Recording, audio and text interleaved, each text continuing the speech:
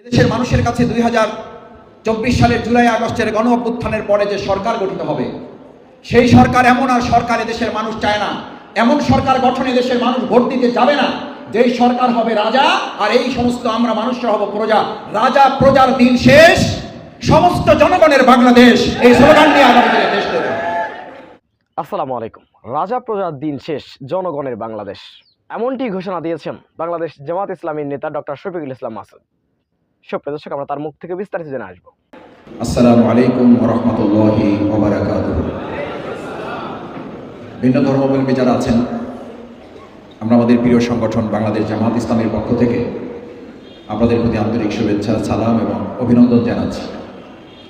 আমাদের এই প্রোগ্রামে দলমত নির্বিশেষে অত্র এলাকার বিভিন্ন পর্যায়ের বিভিন্ন শ্রেণী পেশার ভাইয়েরা এসেছেন, তাদের জন্য আন্তরিকভাবে ধন্যবাদ জানাচ্ছি। আপনারা কষ্ট করে আমাদের এই অগোছালো কথাগুলো আপনারা ধৈর্য ধরে শুনছেন। আমি আপনাদের কাছে বিনয়ের সাথে একটা কথা জানতে চাই।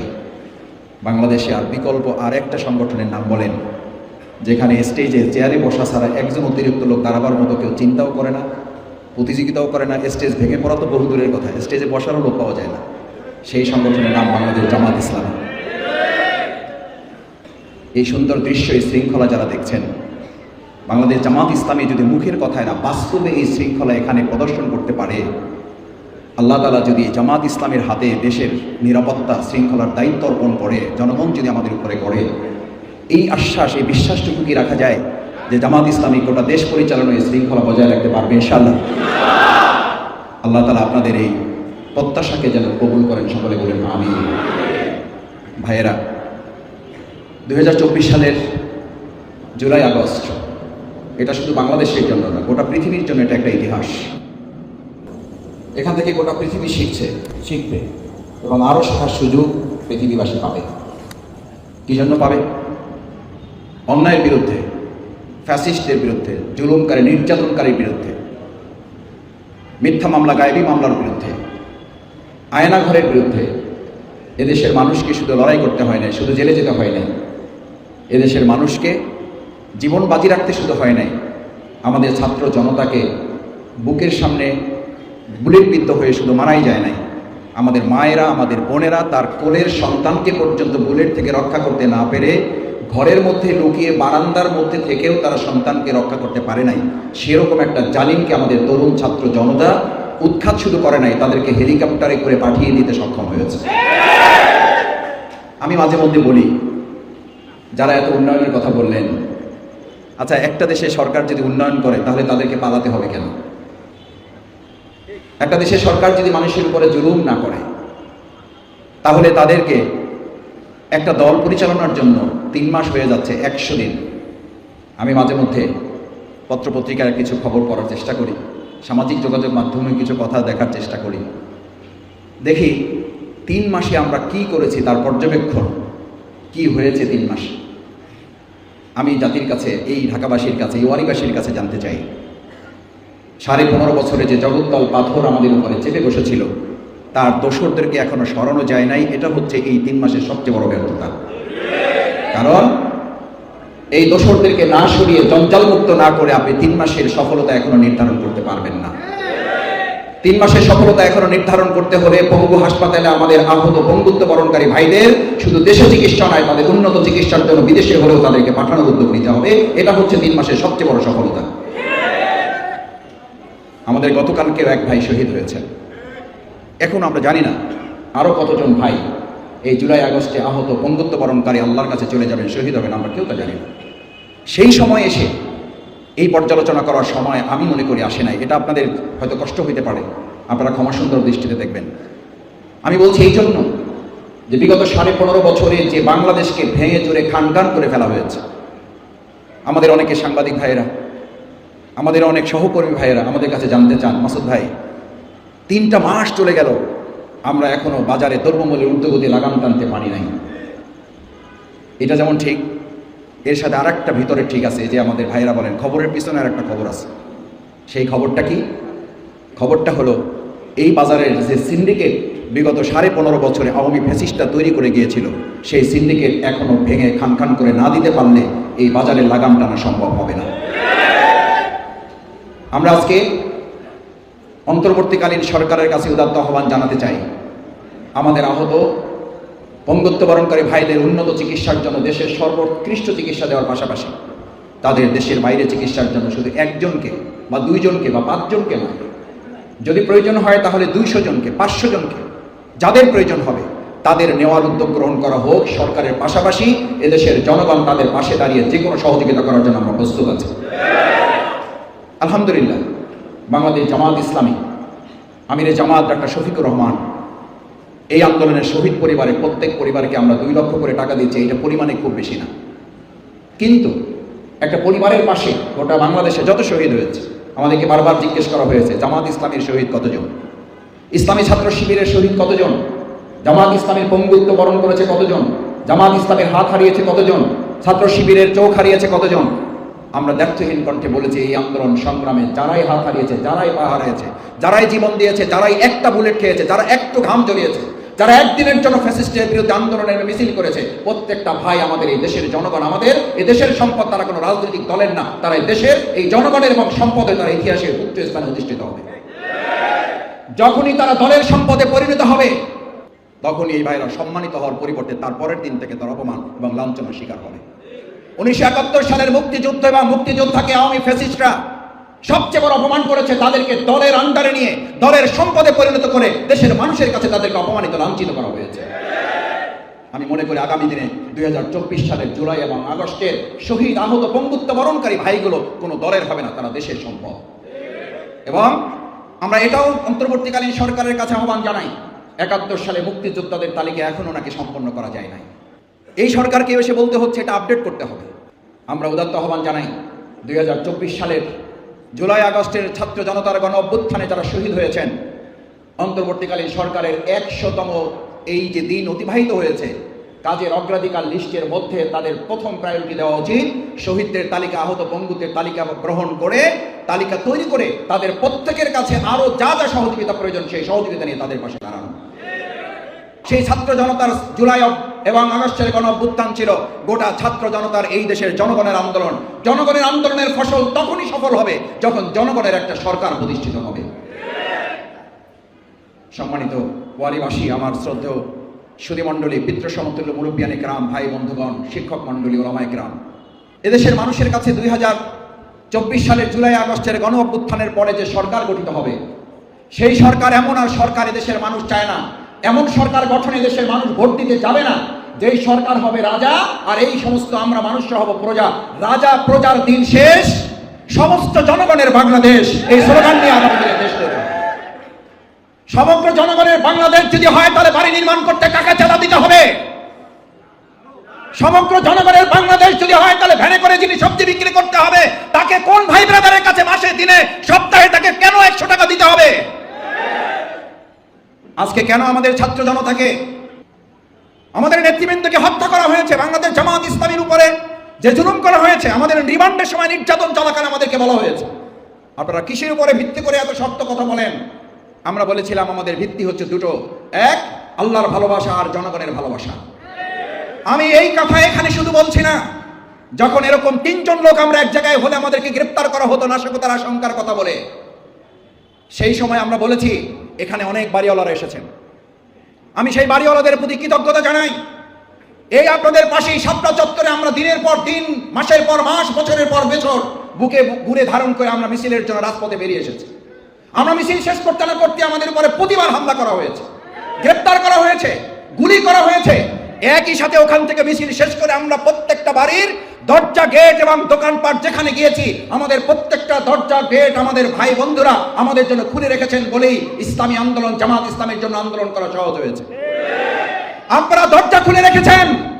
আজ আসমানের মালিক আল্লাহর কাছে দোয়া করি, আল্লাহ এই ওয়ারি সহ গোটা বাংলাদেশে জামাত ইসলামী, ইসলামী আন্দোলনের জন্য, এই আন্দোলনকারীদের জন্য আপনারা যারা আমাদের জন্য দরজা খুলে রেখেছেন, আল্লাহ তাআলা কাল কিয়ামতের দিনে যেন জান্নাতের দরজা আপনাদের জন্য মুক্ত করে দেন। বাংলাদেশ জামাত ইসলামের একটা ঘর কিংবা একটা অফিস আপনারা বন্ধ করেছিলেন, আর বাংলাদেশের 18 কোটি মানুষের দরজা তারা তাদের বুক, হৃদয় খুলে আমাদের জন্য মুক্ত করে দিয়েছিল। আমি এখন অবাক হই, আমার কাছে বলে অনেকে, মাসুদ ভাই এতদিন অমুকের দখলে ছিল, এখন অমুকে দখলে নিয়ে গেছে। আমি পরিষ্কার একটা কথা বলি, ওয়ারিবাসী, যারা ঘর দখল করে, দোকান দখল করে, রাস্তা দখল করে, সেতু দখল করে, ব্রিজ দখল করে, ফুটপাত দখল করে, তারা শুধু ওই জায়গাটাই দখল করে, শুধু মানুষের হৃদয়টাই দখল করতে পারে না। আমরা মানুষের হৃদয় দখল করে ইসলামের বিজয় সুনিশ্চিত করবো ইনশাআল্লাহ। তারা দখল করবে বাজার, তারা দখল করবে দোকান, তারা দখল করবে আমাদের হিন্দুদের উপাসনালয়, আমরা দখল করবে এই মানুষদের হৃদয়। আসল প্রতিযোগিতায় আমাদের হৃদয় দখল করা এই আন্দোলনের সাথে পৃথিবীর কোন শক্তি মোকাবেলা করতে পারবে না। সমস্ত ব্যাংকগুলোকে নিজের পরিবারের সম্পদ যে লোকটা মনে করেছিল, সেই লোকটা একটা প্যান্ট পরারও সুযোগ পায় নাই। এসব কিছু দেখেও যদি আমরা শিক্ষা গ্রহণ না করি, তাহলে জাতির জন্য বড়ই দুর্ভাগ্য যে ইতিহাস এমন যে আমরা ইতিহাস থেকেই শিক্ষা গ্রহণ করি না। এই যে ভাইয়েরা দাঁড়িয়ে আছেন, আমি আপনাদের জন্য দোয়া করি, আল্লাহ দাঁড়িয়ে যারা আমাদের এই অসুন্দর অগোছালো কথাগুলো শুনছেন, কাল কিয়ামতের দিন আপনাদেরকে দান না করে বিনা হিসাবে আপনাদেরকে যেন আল্লাহ জান্নাতে দেয়, আপনাদের সাথে আমাদেরকেও যেন বার করে দেয়। আমি এই দোয়াটা শিখেছি দেলোয়ার হোসেন সাইদি রাহিমাহুল্লাহর কাছে। ওনার প্রোগ্রামে এরকম শত শত হাজার হাজার লক্ষ মানুষ দাঁড়িয়ে থাকতো, উনি ওনাদের জন্য দোয়াটা করতেন। আপনাদের বসতে জায়গা দিতে পারলাম না, আমাদেরকে মাফ করে দিয়েন, আপনাদের জন্য দোয়া করলাম, আল্লাহ আপনাদের কিয়ামতের দিন যেন দাঁড় করে না রেখে বিনা হিসাবে যেন আপনাদের জান্নাতে দেয়। ভাইয়েরা, এই ত্যাগ এবং কোরবানি, এই যে ভ্রাতৃত্ববোধের নমুনা, এই নমুনার ভিত্তিতেই বাংলাদেশ পরিচালিত হলে সেই বাংলাদেশে আর কোনো চাঁদাবাজি থাকতে পারে না। যে আল্লাহর হক মেরে খেতে ভয় করেন আল্লাহকে, সে আপনার হক মেরে খেতে আপনাকে ভয় করবে? যে আল্লাহর হক নষ্ট করে, সে আপনার হক নষ্ট করতে এক চুল পরিমাণেও দ্বিধা করবে না। যে আপনাকে পরকালের কথা স্বীকার করে না, পরকালের কথা শুনায় না, পরকালকে স্মরণ করায় না, ওই সকল দুনিয়াদারের সাথে কাল কিয়ামতের দিন আপনাকে হাসর হবে, ওই গাঁজাখোরের সাথে হাসর হবে, ওই জেনাকারীর সাথে হাসর হবে, ওই ঘুষখোরের সাথে হাসর হবে। আমি আপনাদের কাছে জানতে চাই, রাজনৈতিক বিবেচনায় বাদ দিন, আপনি কাল কিয়ামতের দিন জেনাকারী, ঘুষখোর, চাঁদাবাজ, তাদের সাথে কি আমরা হাসর করতে কেউ রাজি আছি?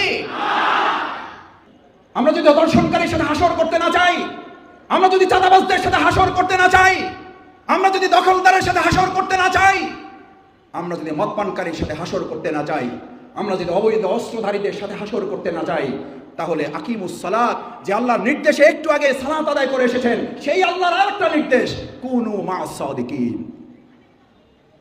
তোমরা কার সঙ্গী হও? জেনাকারীর? তোমরা কার সঙ্গী হও? মদখোরকারীর? তোমরা কার সঙ্গী হও? ধর্ষণকারীর? কার সঙ্গী হওয়ার জন্য আল্লাহ নির্দেশ দিয়েছেন? সত্যবাদী জামাতের সঙ্গী হতে হবে না।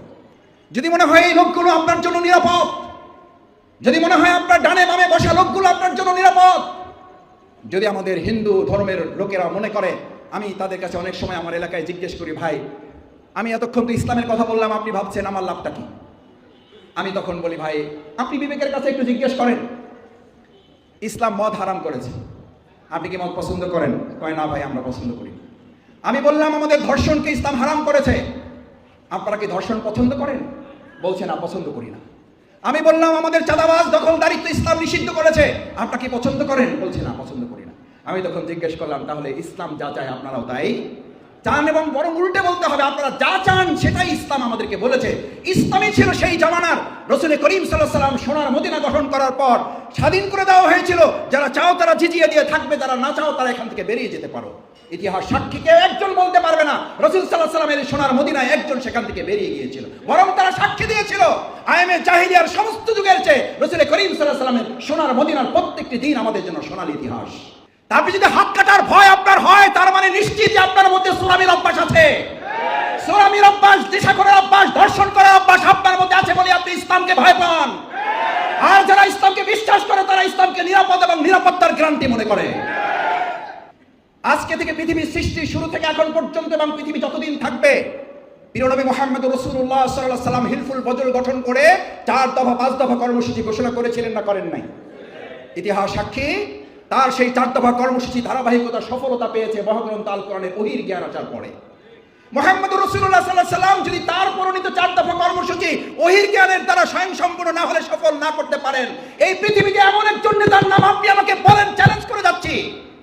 এই অন্তর্বর্তীকালীন সরকার এখনো আইন শৃঙ্খলায় হয়তো পরিপূর্ণ নিরাপত্তা আমাদেরকে দিতে পারে নাই, কিন্তু আমাদের মনের মধ্যে একটা সুখ, একটা আনন্দ আছে। আমরা মন খুলে যখন যেখানে প্রয়োজন কথা বলতে পারছি না? একবার জোরে সোরে আরশে আজিমের মালিককে খুশি করার জন্য বলুন আলহামদুলিল্লাহ। গোটা বাংলাদেশটাকে একটা কারাগারে পরিণত করে ফেলা হয়েছিল। সেই কারাগারে রক্ষক ছিলেন শেখ হাসিনা, যার কথা ছাড়া জামিন হতো না একজন সাধারণ মানুষের। শেখ হাসিনা দেশে আসবে, তার বিচার হবে, জনগণের প্রচলিত আইনেই তাকে ফাঁসির মঞ্চে নিয়ে যাওয়া এই জনগণ বাধ্য করবে। শুধু দেলোয়ার হোসেন সাঈদীর উপরে নির্যাতন করা হয়েছে। এই এক অপরাধী আমাদের 2013 সালের 5ই মে শাপলা চত্বরে আলেমদেরকে যে হত্যা করা হয়েছে, এই এক অপরাধে তাকে ফাঁসির মঞ্চে যেতে হবে।